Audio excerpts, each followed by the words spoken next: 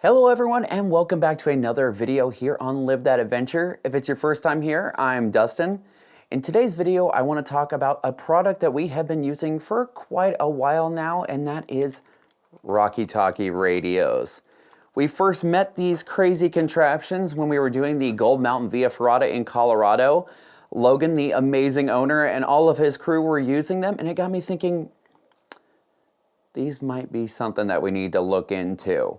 We do a lot of activities where communication is extremely important, like canyoneering. A lot of times we'll have whistles strapped to the sides or backs of our helmets, and that's how we communicate with each other, especially if there's waterfalls involved or if we are rappelling down quite a long distance. The biggest challenge with that is that there are certain messages that the whistles can convey. You can blow it 3 times for let down rope or something like that.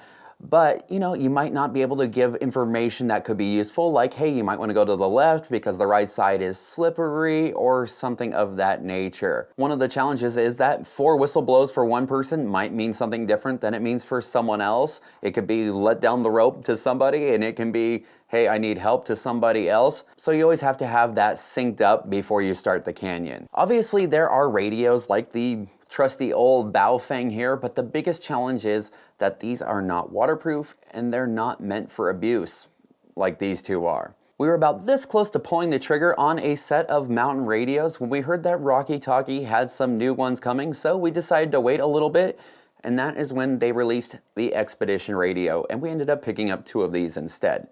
So in this video, we are going to go over the differences between the 2 radios so you can figure out which one might be right for you.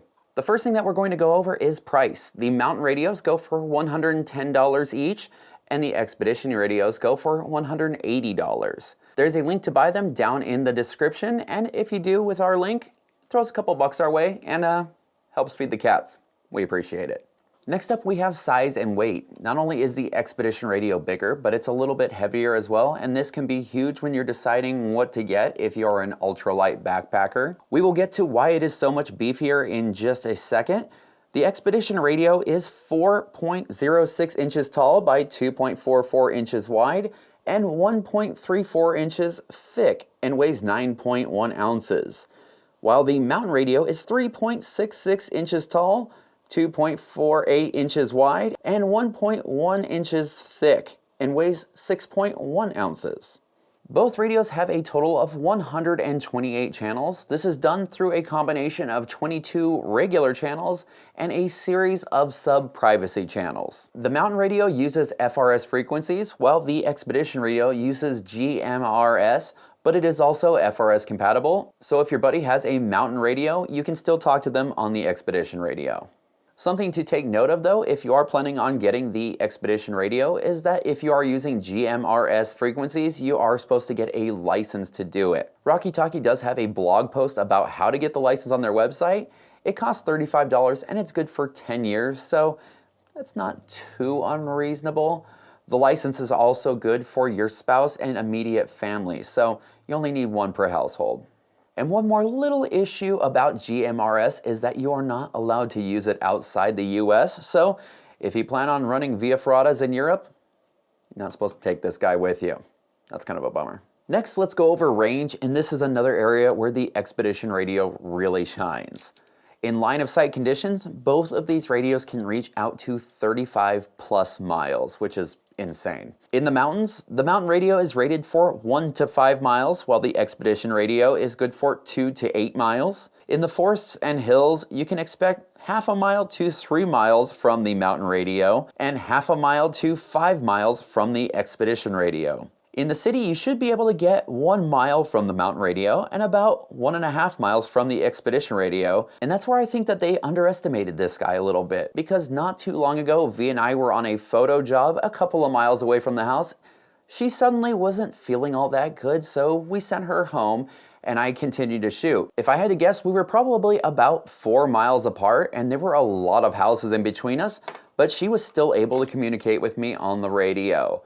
When she was in the house, it was just a little bit staticky, but I must say, that was some pretty impressive range. And the last range that Rockie Talkie has listed on their website is for rivers, and they estimate that the Expedition radio can get between half a mile to 3 miles there.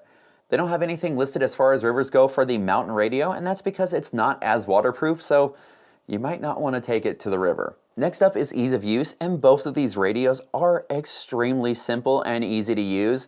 They have almost the same amount of buttons, with the exception of the A to B button here on the Expedition radio, but you should be able to get these up and running almost immediately out of the box. Now there are some special operations that you can do, like pulling up the weather on this guy right here, and it's a combination of button presses. There is a video of how to get to all of these options on the website.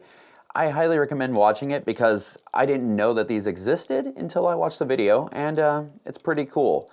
It might not be a bad idea to write down these button combinations and stick them right on the back of the radio. That way, if you're out in the wilderness and you can't get to that YouTube video, you can watch it there. So, something to keep in mind. Now let's say that you need even more range. Well, the antenna on the mountain radio is fixed, so this guy's pretty much maxed out. On the other hand, the Expedition radio can be upgraded to either the 17 centimeter antenna that will give you around 20% more power, or the whip antenna that claims to give you up to 30% more range. More range cannot be guaranteed if you're on opposite sides of a mountain or certain situations like that, but it will definitely give you more power. This is a big old antenna, so it might not work for all situations, but if you just have to have more power, there you go. Both radios feature privacy codes, channel lock, high-low power modes, scan mode, and TX beep. But in addition, the Expedition radio offers dual channel watch, NOAA weather channels, NOAA emergency alert monitoring, and the GMSR is repeater capable. The mountain radio is rated IP56, which means that it is splash proof and snow proof, but not submersible. The Expedition radio, on the other hand, is IP67, which is submersible up to 1 meter. We have taken this into wet canyons, and it has definitely been dunked in the water, and it still works like the day we got it. Another big decision is going to be battery power. The mountain radio has a rechargeable 1550 milliamp hour lithium ion battery that is good for 3 to 5 days of use, while the Expedition packs an impressive rechargeable 1800 milliamp hour 7.4 volt lithium ion battery, and this one will give you 4 to 6 days of runtime. So if you're planning on spending several days off the grid, this may be the way to go. Next, let's go over attachment systems. Since these are not your average radios, you need a serious attachment system for adventurers. I was so happy to see that both radios come with a bungee backup on them, because that gives you a lot more confidence when using them in sketchier situations. The mountain radio's main attachment system is the ultralight Trango Quantum climbing rated carabiner. That's a mouthful.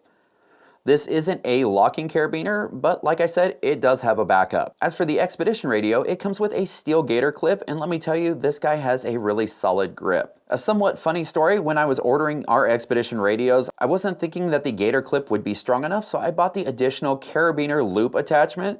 After seeing how tough the gator clip was, I probably would not have needed to change it out, but I will say it is really nice to have the locking carabiner, and it was only a $15 upgrade per radio. Next we have operating temperatures.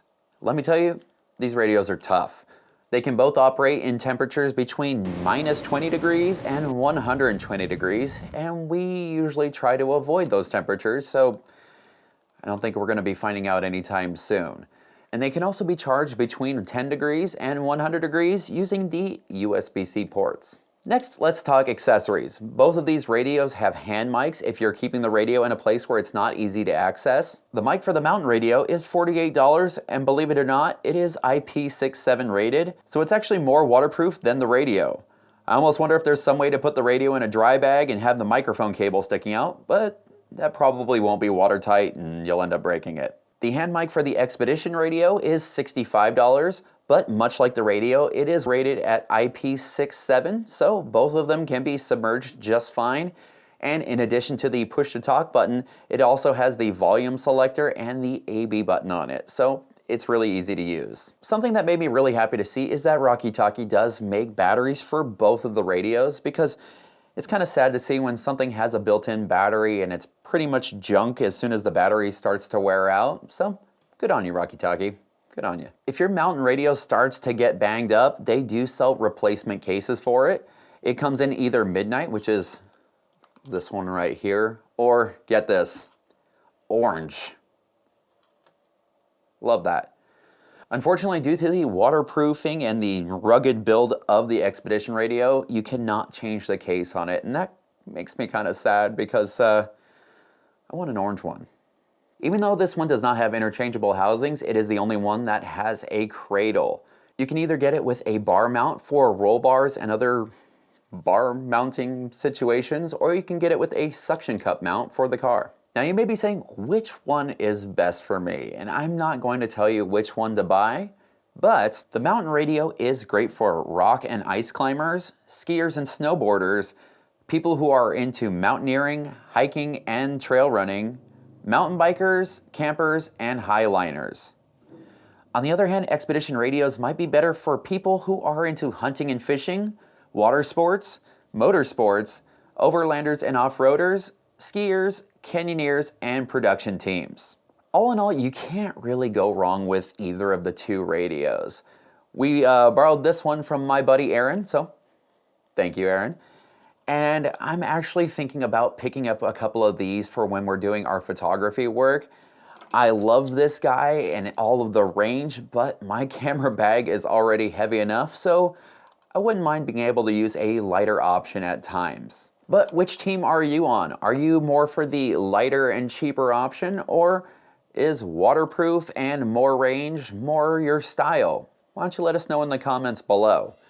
But that is going to do it for this video. Until next time, I am Dustin from Live That Adventure. Stay safe out there and feel free to talk to your friends. See you later.